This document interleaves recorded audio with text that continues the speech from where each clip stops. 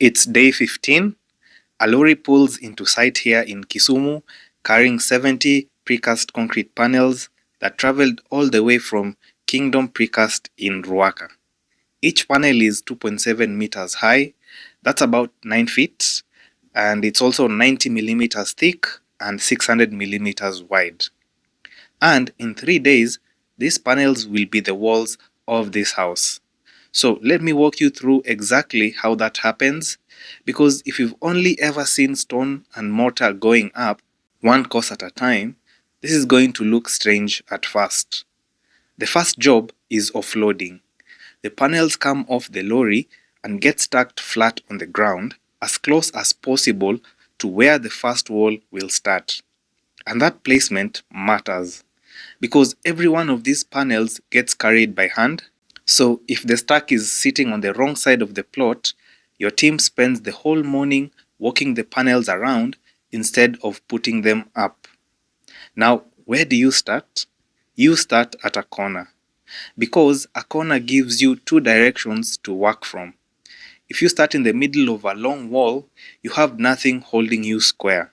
On site today, we have a precast fundi, and I want to be clear about this because it's the part people get wrong when they try to save money.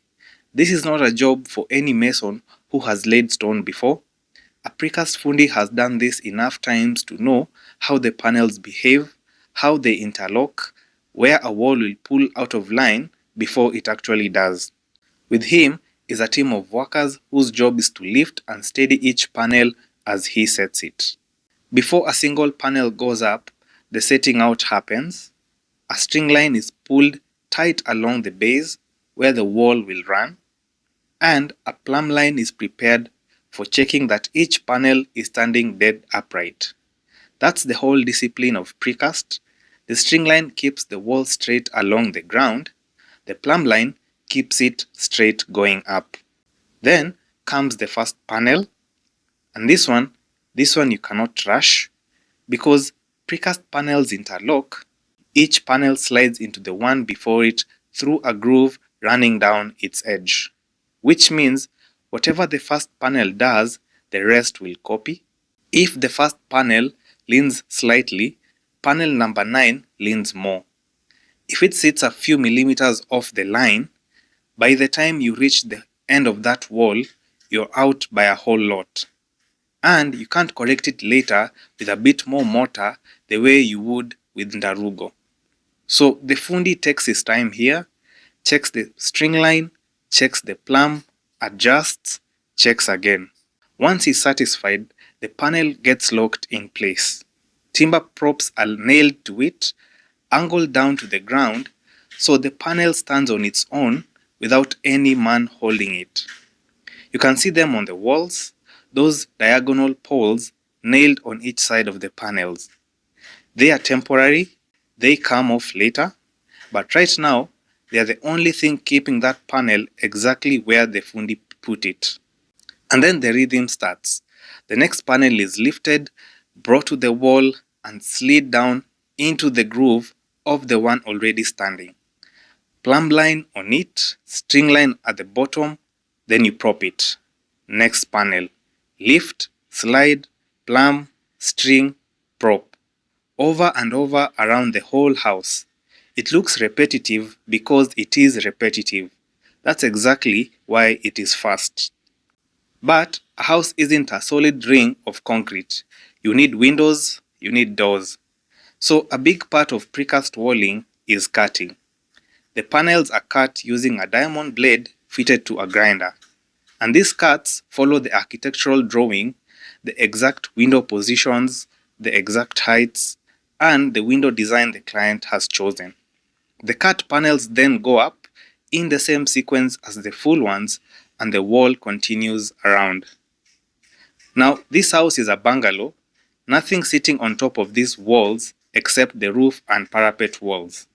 So at the top of the panels, steel C-channels are installed running along the whole wall. That channel caps the panels and ties them together as one continuous unit. In a stone house, you'd be casting a concrete ring beam at this level. Here, the C-channel is doing that job. and it's what your roof structure will eventually sit on. Right now, the panels are standing on the slab with props holding them.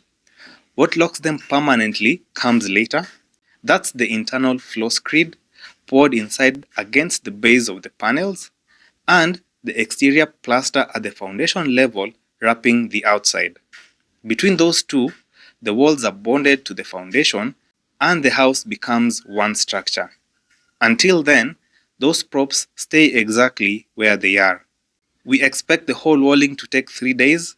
3 days from the first corner panel to the last panel on the last wall, then steel window fabrication, then roofing. Now, precast isn't automatically the right answer for every project. It depends on your design, your access to site, and who's available to put it up properly. If you want to understand how precast compares to other building technologies available in Kenya right now, what each one actually costs you, and where each one lets you down, that's what I cover in my Alternative Building Technologies course at propertynorma.com/ABT. We have a floor to ceiling height of 2.7 meters, but above it we will have a 1 meter parapet wall. Still precast? Yes. We'll be doing precast with a double channel. Considering the cost of buying maybe machine cast stones around here, where you get a block at about 90 bob,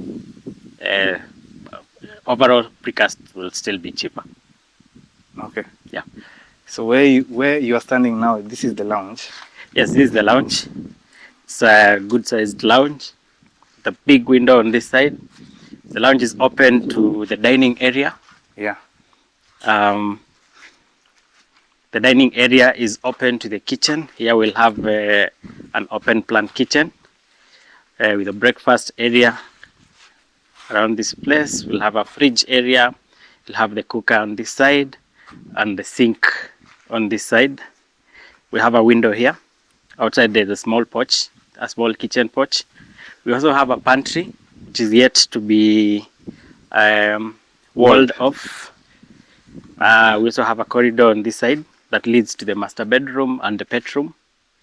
And on this side we have the 2 bedrooms sharing the common washroom. A common washroom, yes. This is the first bedroom. Good sized actually. It looks a bit squeezed on the plans, but if you look at it, you can fit a good sized bed plus wardrobes. This is the shared washroom, and this is the 3rd bedroom.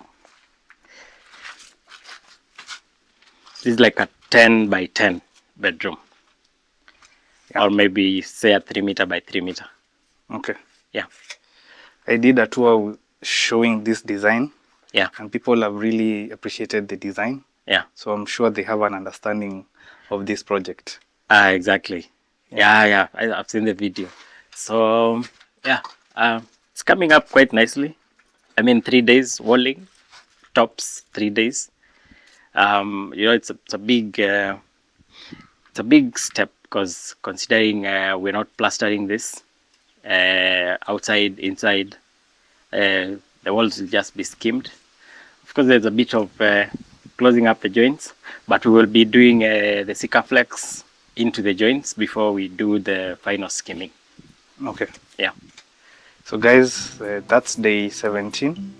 Stay tuned for more updates on this project, and subscribe if you haven't. Thanks for watching. We'll catch up in the next update. Yep.